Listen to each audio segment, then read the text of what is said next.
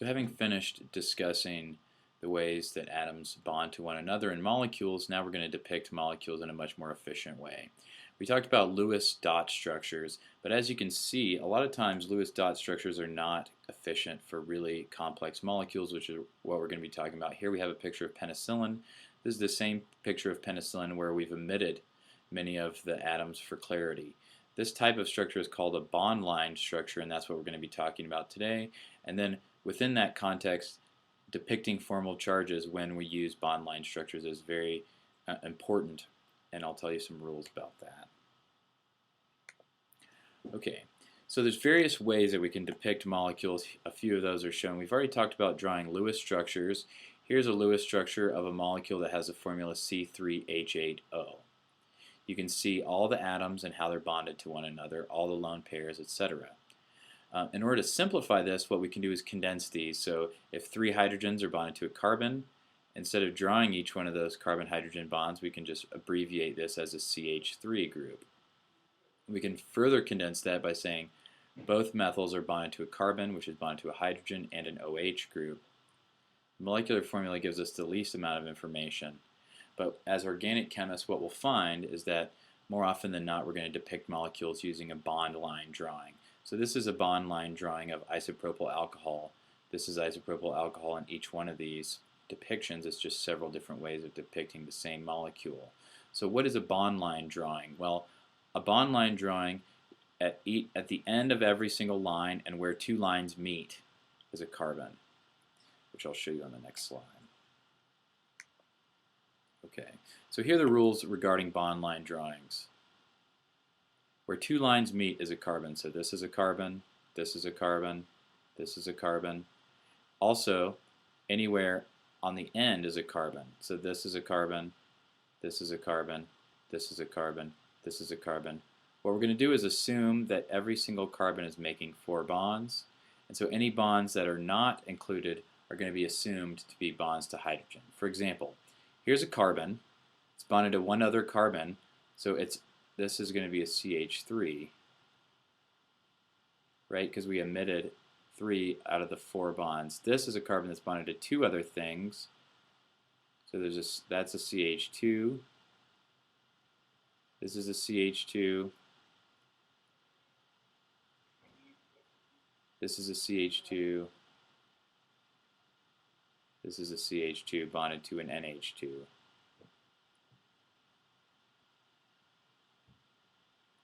Another way we could draw this is to say that there's a hydrogen here and a hydrogen here. And similarly, on the end of one of these molecules, you'd have 3 hydrogens.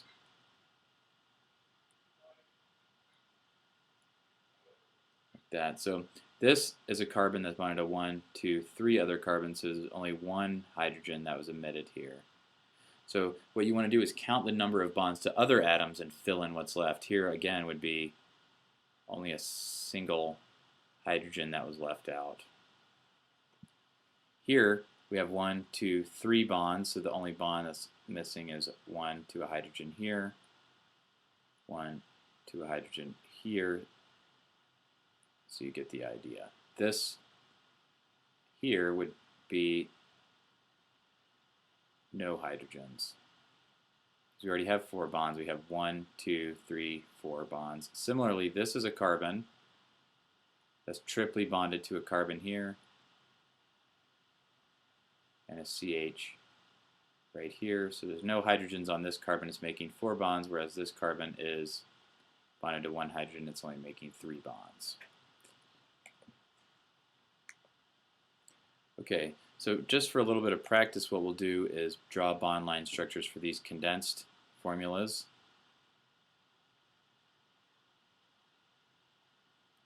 So let's say CH3, CH2, CH2, CH3.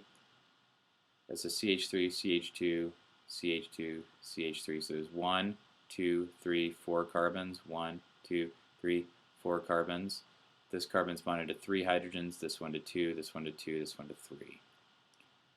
Here we have 2 CH3s bonded to a CH. So we have a CH bonded to 2 methyls, and that's bonded to a CH2, which is bonded to an OH. So any atom other than carbon is going to be depicted. You could put in the lone pairs of electrons on oxygen if you'd like. So this would be the bond line drawing for this condensed formula. Okay, so when this gets kind of complicated, since we're leaving out hydrogen atoms, sometimes formal charge, it can complicate things a little bit. So notice here we have 3 carbons bonded to this carbon, and it's positively charged, right? Carbon usually has 4 valence electrons, or likes to make 4 bonds. If it's making 3 bonds, it's going to be positively charged, and if it's positively charged, that means that there's no hydrogen atoms on this positively charged carbon. However, in this case, this carbon is making 2 bonds. It's going to be positively charged if it's making 3 bonds, right? So one of those bonds is a hydrogen. So a positively charged carbon is making 3 bonds, so we can still fill in all the other bonds as those two. Hydrogen, similarly here you have 1 bond to a carbon, so there must be 2 bonds to hydrogen that were omitted here.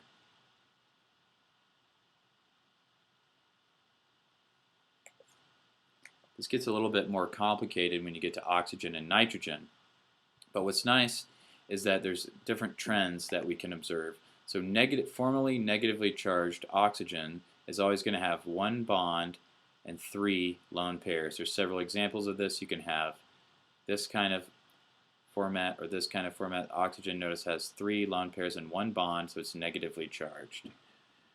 Neutral oxygen is going to have 2 bonds and 2 lone pairs, as you can see here or here. A double bond is also okay. That counts as 2 bonds and 2 lone pairs. That's neutral.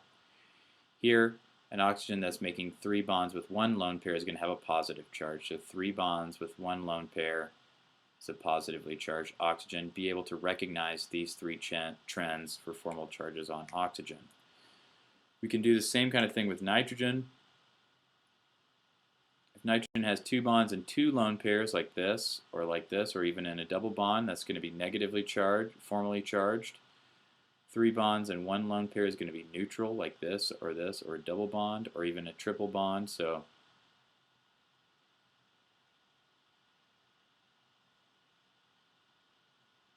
three bonds and 1 lone pair. This would be a neutral nitrogen.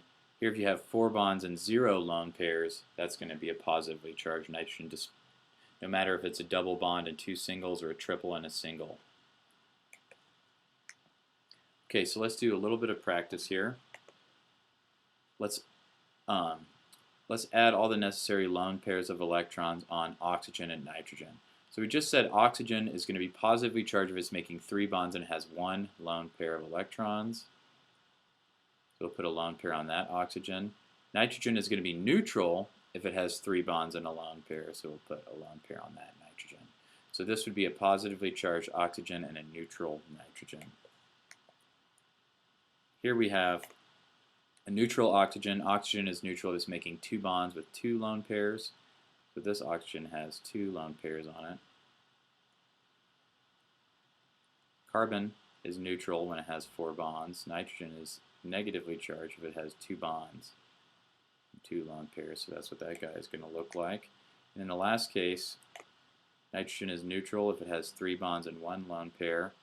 Oxygen is negatively charged if it has 3 lone pairs and 1 bond. So we're going to put in 3 lone pairs on oxygen here. Okay, so to summarize, I want you guys to be able to really efficiently be able to transfer between condensed and bond line structures. There's a lot of practice with this, and this takes a lot of practice.